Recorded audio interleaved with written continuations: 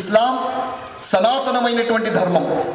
సనాతనమైన ధర్మం అంటే అందరూ అంటూ ఉంటారు 1400-1500 సంవత్సరాలే కదండి అయ్యింది మహాప్రభుత్వం వచ్చి, అంతకుముందు ఇస్లాం ఎక్కడదండి అంటారు. మానవాళి మనుగడ ప్రశ్నార్థకమైనప్పుడు, మానవాళి మానవత్వాన్ని మరిచి దానవత్వం వైపే వెళుతున్నప్పుడు, ఆయా కాలాలలో మానవాళిని సన్మార్గంలో నడిపించడానికి 1,24,000 పైచిలకు ప్రవక్తలు నేను పంపించాను అంటూ. అలాగే ప్రతి పుస్తకంలో కూడా, ప్రతి గ్రంథంలో కూడా తరువాత వచ్చేటటువంటి ప్రవక్తను గురించి స్పష్టమైన సంకేతాలు ఇస్తూ రావడం జరిగింది. ప్రతి గ్రంథంలో స్పష్టమైన సంకేతాలతో ముందుకు రావడం జరిగింది. పవిత్రాడాయ సాధూనాం వినాశాయ చతుష్కృతాం ధర్మ సంస్థాపనార్థాయ సంభవామి యుగే యుగే భగవద్గీత చెబుతోంది. ఆకాశాత్ పతితాం త్వయాం యదా గచ్చతి సాగర సర్వదేవ నమస్కారః కేశవాం ప్రతి గచ్చతి అంట. నేను వెళ్ళవలేను, నేను వెళ్ళనట్టయితే ఆయన రాక సంభవం కాదు. నేను వెళ్ళిన తరువాత అతను వచ్చును, అతను ప్రళయం వరకు ప్రవక్తగా ఉండును. మత్తాయి సువార్త. విశ్వాసులారా, ఈ విధంగా ప్రతి గ్రంథం కూడా తర్వాత వచ్చేటటువంటి విశ్వ ప్రవక్తను గురించి స్పష్టమైన సంకేతాన్ని ఇచ్చుకుంటూ వచ్చింది. కాబట్టి సనాతనమైన ధర్మం, సన్మార్గాన్ని చూపించేటటువంటి ధర్మం ప్రళయం వరకు మరి ఏ ప్రవక్త కూడా రానవసరం లేనంత పకడ్బందీగా ఉన్న గ్రంథం ఖురాన్, ఇస్లాం. విశ్వాసులారా, ఆగస్టు 15వ తారీఖు 1947వ సంవత్సరం ఏమిటి అంటే ప్రతి భారతీయుడు సగర్వంగా చెప్పగలిగే రోజు. ఈ దేశం దాస్య శృంఖలాలను ఛేదించుకొని స్వాతంత్ర్యాన్ని ఆర్జించుకున్న రోజు అని. ఇండిపెండెన్స్ 1947 ఆగస్టు 15 దేశానికి పండగ.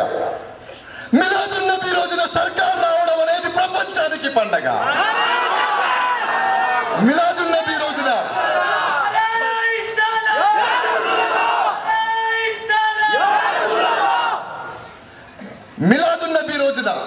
విశ్వ ప్రవక్త ఆగమనం జరగడం ప్రపంచానికి పండగ. అనాథలు నవ్వుతున్నారు, వితంతువులు నవ్వుతున్నారు, దీనులు నవ్వుతున్నారు, అన్నార్థులు నవ్వుతున్నారు, పక్షులు నవ్వుతున్నాయి, వృక్షాలు నవ్వుతున్నాయి, సెలయేర్లు నవ్వుతున్నాయి, పుడమి నవ్వుతోంది, గాలి నవ్వుతోంది, అన్ని నవ్వుతున్నాయి. అందరినీ విచిత్రంగా అడుగుతున్నారు, ఏం జరుగుతుంది, ఏం జరుగుతుంది? మీ కళ్ళకు కనిపించడం లేదా? విశ్వ ప్రవక్త ఆగమనం జరుగుతోంది. విశ్వ ప్రవక్త ఆగమనం జరుగుతుంది. ఎవరి ప్రేమ కోసం, ఎవరి ప్రేమలోనైతే అల్లాహ్ ఈ పుడమిని సృష్టించాడో ఆ ప్రవక్త ఆగమనం జరుగుతుంది. మిలాదున్ నబీ. విశ్వాసులారా, 1950 జనవరి 26 రాజ్యాంగం రాసుకున్న రోజు. ఆ రోజు ఏమంటాం మనం? రిపబ్లిక్ డే, గణతంత్ర దినం. మరి రంజాన్ నెలలో అంటే ఒక దేశ రాజ్యాంగం ఇంకో దేశానికి రాజ్యాంగం కాదు. భారతదేశ రాజ్యాంగం అమెరికాకి పనికిరాదు, అమెరికాది ఇంకొకటి పనికిరాదు, ఇట్లా రకరకాలుగా. కానీ రంజాన్ నెలలో షబే ఖదర్ నాటి వచ్చినటువంటి రాజ్యాంగం ప్రళయం ఉన్నంత వరకు నడిచే రాజ్యాంగం పవిత్ర ఖురాన్. మరి ఈ రాజ్యాంగానికి ఎక్కడ మార్పులు ఉండవు, అమెండ్మెంట్స్ ఉండవు. ఎవరైతే దీన్ని అమెండ్ చేస్తారో వాళ్ళు ఇస్లాం నుండి పక్కకి వెళ్ళిపోతారు. అమెండ్మెంట్ లేని రాజ్యాంగం ఖురాన్.